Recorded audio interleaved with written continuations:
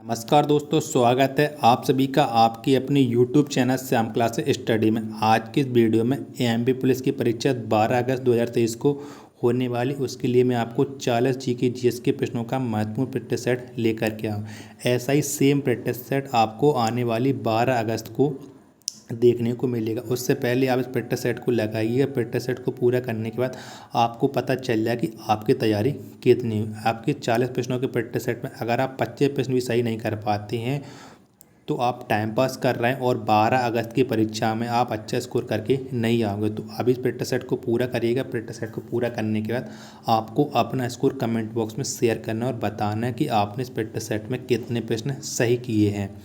Practice set पसंद आता है तो वीडियो को आप लाइक कर दीजिएगा। चैनल को आपने अभी तक सब्सक्राइब नहीं किया तो चैनल को जरूर सब्सक्राइब कर लीजिए। प्रैक्टिस सेट को पूरा करने के बाद इसे आप अपने सभी छोटे भाइयों बहनों पास जरूर शेयर कर देना, जिससे वो भी लोग इस प्रैक्टिस सेट को लगाएं और उन लोगों को भी अपनी तैयारी का पता लग जाए कि उनकी तैयारी मध्य प्रदेश पुलिस परीक्षा 12 अगस्त के लिए कितनी हुई। तो चलिए शुरू करते हैं आज का अपना 40 प्रश्नों के जीके जीएस का महत्वपूर्ण प्रैक्टिस सेट। तो पहला क्वेश्चन है आपके सामने कि भगत सिंह ने कब असेंबली हॉल में बम फेंका था। तो कब फेंका था भगत सिंह ने असेंबली हॉल में बम, ये आपको बताना है। तो कब फेंका था, तो ये फेंका था उन्होंने 1929 में। कब? 1929 में भगत सिंह ने असेंबली हॉल में बम फेंका था। ऑप्शन नंबर बी इसका राइट आंसर हो जाएगा। मुस्लिम लीग ने पहली बार कब पाकिस्तान के निर्माण की मांग रखी। तो कब रखी थी मुस्लिम लीग ने पहली बार पाकिस्तान के निर्माण की मांग? तो ये रखी थी 1940 में। कब? 1940 में मुस्लिम लीग ने पहली बार पाकिस्तान के निर्माण की मांग रखी थी। ऑप्शन नंबर सी इसका राइट आंसर हो जाएगा। नेक्स्ट प्रश्न है आपके सामने, कैबिनेट मिशन के अध्यक्ष कौन थे। तो कौन थे कैबिनेट मिशन के अध्यक्ष, ये आपको बताना है। तो कैबिनेट मिशन के अध्यक्ष थे पैथिक लॉरेंस। कौन? पैथिक लॉरेंस हैं, ये थे कैबिनेट मिशन के अध्यक्ष। ऑप्शन नंबर बी इसका राइट आंसर हो जाएगा। आज़ादी के पूर्व प्रथम स्वाधीनता दिवस कब मनाया गया। तो कब मनाया गया था आज़ादी के पूर्व प्रथम स्वाधीनता दिवस? तो ये मनाया गया था 1930 में। कब? 1930 में आज़ादी के पूर्व स्वाधीनता दिवस मनाया गया था। ऑप्शन नंबर डी इसका राइट आंसर हो जाएगा। अगला आपके सामने कि भारत में परिवार नियोजन कार्यक्रम को कब अपनाया। तो कब अपनाया गया था भारत में परिवार नियोजन कार्यक्रम को? तो ये अपनाया गया था 1952 में। कब? 1952 में परिवार नियोजन कार्यक्रम को अपनाया गया था। ऑप्शन नंबर बी इसका राइट आंसर हो जाएगा। अगला प्रश्न है आपके सामने कि भारतीय सांख्यिकी संस्थान कहाँ पर स्थित है। तो कहाँ पर स्थित है भारतीय सांख्यिकी संस्थान? तो ये स्थित है कोलकाता में। कहाँ? कोलकाता में स्थित है भारतीय सांख्यिकी संस्थान। ऑप्शन नंबर सी इसका राइट आंसर हो जाएगा। अगला प्रश्न है आपके सामने कि किस देश को वनों का देश कहा जाता है। तो किस देश को कहा जाता है वनों का देश, ये आपको बताना है। तो कांगो को, किसे? कांगो को वनों का देश कहा जाता है। ऑप्शन नंबर ए इसका राइट आंसर हो जाएगा। अगला है आपके सामने कि ज्वालामुखी के मुख को क्या कहा जाता है। तो क्या कहा जाता है ज्वालामुखी के मुख को? तो ज्वालामुखी के मुख को कहा जाता है क्रेटर। क्या? क्रेटर कहा जाता है ज्वालामुखी के मुख को। ऑप्शन नंबर ए इसका राइट आंसर हो जाएगा। निम्नलिखित में भारत की कौन सी नदी डेल्टा नहीं बनाती है। तो कौन सी नदी है जो डेल्टा नहीं बनाती है? तो ताप्ती नदी है। कौन सी? ताप्ती नदी, ये डेल्टा नहीं बनाती है। ऑप्शन नंबर डी इसका राइट आंसर हो जाएगा। अगला प्रश्न है आपके सामने कि जो नदी डेल्टा नहीं बनाती उसके मुहाने को क्या कहा जाता है। तो क्या कहा जाता है जो नदी डेल्टा नहीं बनाती उसके मुहाने को? तो उसके मुहाने को कहा जाता है एस्चुरी। क्या? एस्चुरी कहा जाता है। ऑप्शन नंबर बी इसका राइट आंसर हो जाएगा। चट्टानों में गर्म तथा तरल पदार्थ क्या कहलाता है। तो क्या कहलाता है चट्टानों में गर्म तथा तरल पदार्थ? तो ये कहलाता है मैग्मा। क्या? मैग्मा कहलाता है चट्टानों में गर्म तथा तरल पदार्थ। ऑप्शन नंबर डी इसका राइट आंसर हो जाएगा। अगला प्रश्न है आपके सामने कि उत्तरी अमेरिका के घास का मैदान कहलाता है। तो क्या कहलाता है उत्तरी अमेरिका का घास का मैदान, तो ये कहलाता है प्रेरी। क्या? प्रेरी कहलाता है उत्तरी अमेरिका के घास के मैदान। ऑप्शन नंबर सी इसका राइट आंसर हो जाएगा। अफ्रीका के उष्ण घास के मैदान को क्या कहते हैं? तो क्या कहते हैं अफ्रीका के उष्ण घास के मैदान? तो इसे हम कहते हैं सवाना। क्या? सवाना कहते हैं। ऑप्शन नंबर ए इसका राइट आंसर हो जाएगा। अगला क्वेश्चन है आपके सामने कि अफ्रीका के शीतोष्ण घास का मैदान क्या कहलाता है? तो क्या कहलाता है अफ्रीका के शीतोष्ण घास का मैदान? तो अफ्रीका के शीतोष्ण घास का मैदान कहलाता है बेल्ट्स। क्या? बेल्ट्स कहलाता है। ऑप्शन नंबर डी इसका राइट आंसर हो जाएगा। नेक्स्ट है आपके सामने की ध्वनि तरंगें किस माध्यम से चल सकती हैं? तो किस माध्यम से चल सकती हैं ध्वनि तरंगें? तो ये चल सकती हैं ठोस तथा गैस दोनों में। किसमें? ठोस तथा गैस दोनों में। ऑप्शन नंबर डी इसका राइट आंसर हो जाएगा। नेक्स्ट है आपके सामने किस से होकर गुजरने पर प्रकाश की गति न्यूनतम होगी? तो किस से गुजरने पर प्रकाश की गति न्यूनतम होगी ये आपको बताना है। तो कांच से। किससे? कांच से गुजरने पर प्रकाश की गति न्यूनतम होगी। ऑप्शन नंबर सी इसका राइट आंसर हो जाएगा। अगला आपके सामने की आवर्त सारणी का सबसे बड़ा आवर्त कौन है? तो कौन सा है आवर्त सारणी का सबसे बड़ा आवर्त? तो ये है छठा। कौन सा है? छठा है आवर्त सारणी का सबसे बड़ा आवर्त। ऑप्शन नंबर सी इसका राइट आंसर हो जाएगा। अगला है कि आपके सामने की आवर्त सारणी का सबसे छोटा आवर्त कौन है? तो कौन सा है आवर्त सारणी का सबसे छोटा आवर्त? तो ये है पहला। कौन सा है? पहला है आवर्त सारणी का सबसे छोटा आवर्त। ऑप्शन नंबर ए इसका राइट आंसर हो जाएगा। अगला प्रश्न है आपके सामने गर्दन में कशेरुकों की संख्या कितनी होती है? तो कितनी होती है गर्दन में कशेरुकों की संख्या? तो इनकी संख्या होती है 7। कितनी? 7 होती है। ऑप्शन नंबर बी इसका राइट आंसर हो जाएगा।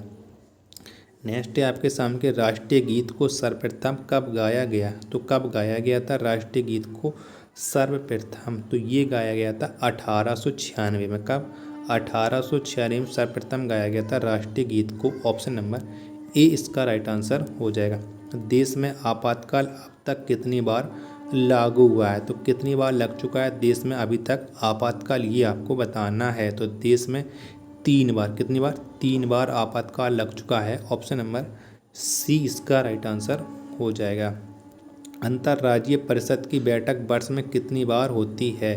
तो कितनी बार होती है अंतर्राज्यीय परिषद की बैठक पूरे वर्ष में? तो ये होती है 3 बार। कितनी बार? 3 बार होती है अंतर्राज्यीय परिषद की बैठक। ऑप्शन नंबर सी इसका राइट आंसर हो जाएगा। अगला है आपके सामने की अरुण ग्रह की खोज किस वर्ष हुई थी? तो किस वर्ष हुई थी अरुण ग्रह की खोज ये आपको बताना है। तो अरुण ग्रह की खोज हुई थी 1781 में। कब? 1781 में अरुण ग्रह की खोज हुई थी। ऑप्शन नंबर ए इसका राइट आंसर हो जाएगा। अगला है आपके सामने कि पृथ्वी अपने अक्ष पर कितनी डिग्री झुकी हुई है? तो कितनी डिग्री झुकी है पृथ्वी अपने अक्ष पर ये आपको बताना है।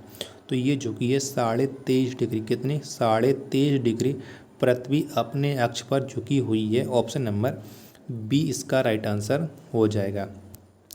अगला है आपके सामने कि एशिया का सबसे कम जनसंख्या वाला देश कौन है? तो कौन सा है एशिया का सबसे कम जनसंख्या वाला देश ये आपको बताना है।